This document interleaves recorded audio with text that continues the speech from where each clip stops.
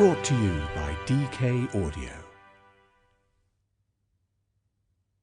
DK Audio presents The View from Down Here, Life as a Young Disabled Woman, by Lucy Webster. Read by Lucy Webster and Nicola Chegwin. The view from down here. To all the disabled women who came before and lit the way, thank you. Hi everyone, I'm Lucy Webster. I wrote this book, The View from Down Here, about my life as a young disabled woman. I just wanted to let you know that I won't be narrating this audio book myself, because it would be too exhausting and we don't want that. Instead, you get to listen to a brilliant professional bring these stories to life. I hope you enjoy. I am excited to be narrating Lucy's audiobook. While my experience is different to hers, I feel honoured to read it here on her behalf and share Lucy's story with you. Chapter 1. Existing in the World. Let me tell you about at the time a bouncer wouldn't let me into a club because I use a wheelchair. No, really. Let's start with some context. It was a Saturday night and my friends and I had headed out to Clapham to drink cocktails. We'd checked online that the bar was accessible. It even had a disabled loo. Success! We'd had a couple of drinks and were having a good time, but the bar was closing and we didn't want to head home. We wanted to dance. So against my better judgment, I started Googling accessible clubs in South London, and what do you know? There was one just up the road. Bingo, I thought. For once, it wasn't raining, and as we meandered down Clapham High Street, we could see a short queue of people shuffling into the club. As ever, the rope line separating the queue from the rest of the pavement was too close to the wall for my wheelchair to fit through.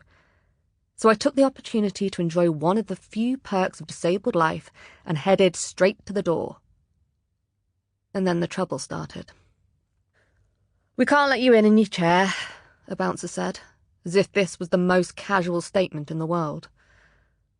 In that first split second, I thought he was telling me that my information was wrong. After all, most clubs in London aren't accessible, and online access information is extremely unreliable, so it wouldn't have been a surprise if the promised lift turned out to be mythical. Still, "we can't let you in" was an odd turn of phrase, so I asked him to explain what he meant. It transpired that the lift did indeed exist and it was working, but the club was busy, he said, and he just wanted to keep me safe. I was momentarily a little taken aback. I'd been refused entry to clubs before, but always because they'd assumed my access needs. Such open and blatant discrimination was rare. "I'm used to busy, I'm from London," I told him, my voice becoming strained as I tried to project authority over the din of the crowd and the traffic. Anyway, I could keep myself safe. I didn't need him to do it for me. He shrugged. At this point, to make matters worse, another bouncer joined the increasingly surreal conversation. The second bouncer changed tack, switching from the claim that it was too busy to one I genuinely wasn't prepared for. Apparently, the music was too rowdy for me, and I wouldn't like it. It took me a while to process what I'd just heard. "Are you seriously telling me the music is unsuitable for me?" I asked.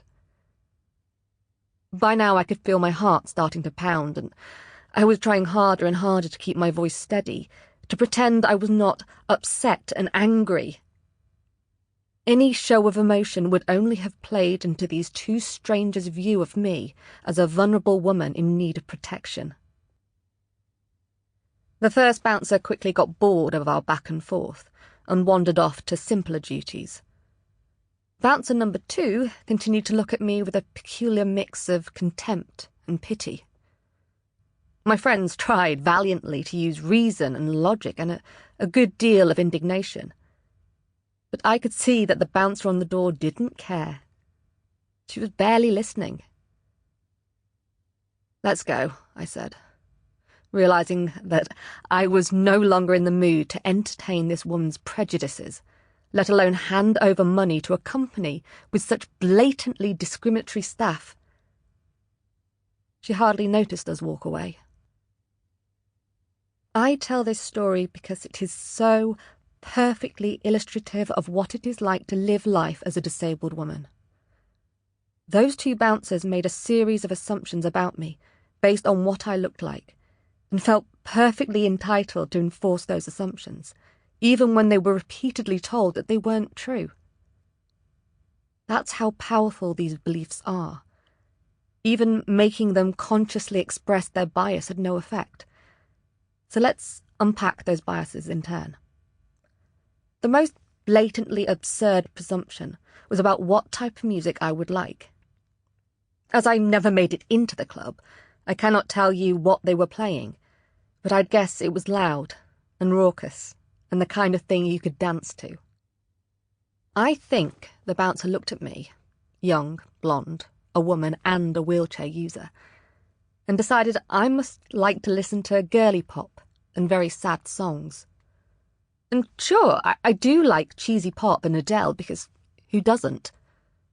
But I also like indie and classic rock and Motown and disco. I've even been known, when tipsy, to enjoy the odd dance track. I'm not one-dimensional. I'm not a cliché. But the bouncer clocked an electric wheelchair and a speech impediment, and in that moment she thought she knew who I was and what music I was allowed to enjoy. More incredibly, she thought she knew me better than I know myself. This ridiculous situation was born of deeper things, though.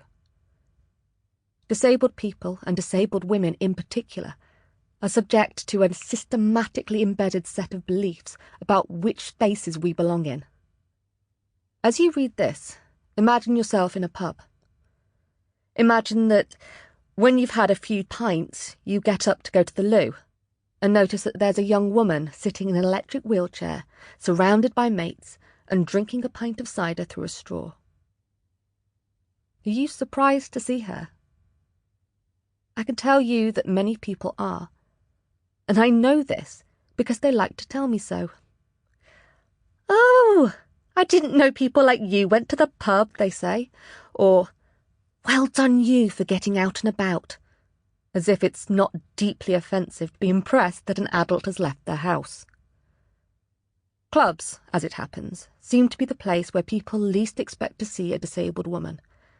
Perhaps because they are places where people go to show off their bodies. And as disabled people, we are not supposed to want to do that. We are supposed to want to hide. When I squeeze my chair onto a packed dance floor, people watch, waiting to see if I will dance or not, and quite what that dancing will look like. All disabled people attract drunk people like moths to a flame. We're clearly just so good-looking, right?